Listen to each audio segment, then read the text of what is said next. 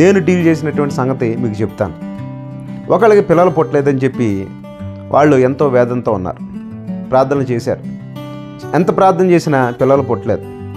ఈ పిల్లలు పుట్టకపోయేసరికి వాళ్ళ తోటి ఫ్రెండ్స్ అందరికీ పిల్లలు పుట్టారు.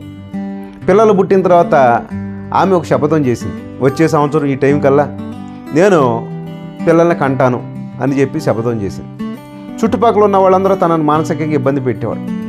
అందరికీ పిల్లలు పుట్టారు, నీకే పిల్లలు పుట్టలేదు, తప్పు నీదా మీ ఆయిందా, ఇలా రకరకాలుగా మాట్లాడుతూ ఉండేసరికి తను సమాజంలో పెద్ద మనిషిలాగా బలంగా కనపడినప్పటికీ మానసికంగా కృంగిపోయి ఆ సంగతి ఎవరితో చెప్పుకోలేక చివరికి ఒక డిప్రెషన్కి గురైంది.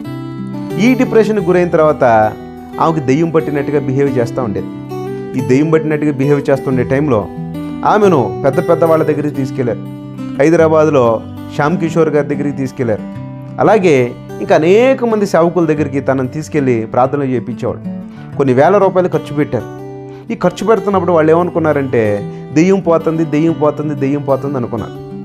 తర్వాత మెడికల్ రిపోర్టులు తీస్తే బాడీ లోపల, బ్రెయిన్ లోపల కెమికల్ రియాక్షన్స్, ఈ కెమికల్ రియాక్షన్స్లో బ్రెయిన్ అంతా డిస్టర్బ్డ్గా ఉండి సరైన నిద్ర లేకుండా పిచ్చి వాగుతా పిచ్చి మాటలు మాట్లాడుతూ రకరకాలుగా బిహేవ్ చేస్తూ ఉండేది. జనాలందరూ భయపడ్డారు, మరి ప్రార్థనలు చేస్తూ ఉన్నారు. ఈ భయంతో పాటు ఒకసారి తన గురించి నాకు చెప్పినప్పుడు మరి నేను వెళ్ళి మాట్లాడటం జరిగింది.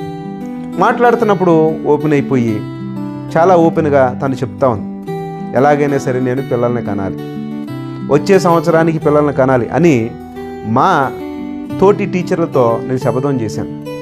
కానీ పిల్లలు పుట్టకపోయేసరికి అవమానం భరించలేకపోతున్నా, ఏడుస్తూ ఉన్నా. రాత్రి పడుకున్నానంటే ఏడవటమే నాకు. ఏం చేయాలో నాకు తోచుబడి కావట్లేదు.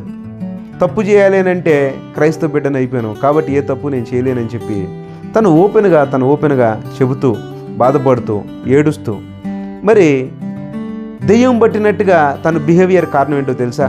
పిల్లలు పుట్టలేదు. తర్వాత పెద్దలతో మాట్లాడినప్పుడు వాళ్ళు చెప్పారు, అర్జెంటుగా ఎవరినైనా పిల్లలు తీసుకోండి, దత్తత తీసుకుని హ్యాపీగా పెంచుకోండి అని చెప్పినప్పుడు ఇమీడియట్గా కొంతకాలం తర్వాత వేరే వాళ్ళను పిల్లలను, అప్పుడే పుట్టిన పిల్లల్ని తీసుకుని దత్తత తీసుకుని సొంత పిల్లల్లాగా పెంచుకుంటూ ఉంటే ఇప్పుడు ఆ రోగాలు ఏమి లేవు. ఇదివరకట్లాగానే మళ్ళీ ఎనర్జెటిక్గా, ఇదివరకట్లాగానే మళ్ళీ బలవంతంగా, ఇదివరకట్లాగా హ్యాపీగా మరి తన పెంచుకుంటున్నటువంటి పిల్లల్ని చాలా అద్భుతంగా, ఆనందంగా, గొప్పగా పెంచుతూ ఉన్నారు. ఇప్పుడు చెప్పండి, ఇది మానసిక రోగమా లేదంటే దెయ్యం పట్టడమా? ఇది మానసిక రోగమా లేకపోతే దెయ్యం పట్టడమా?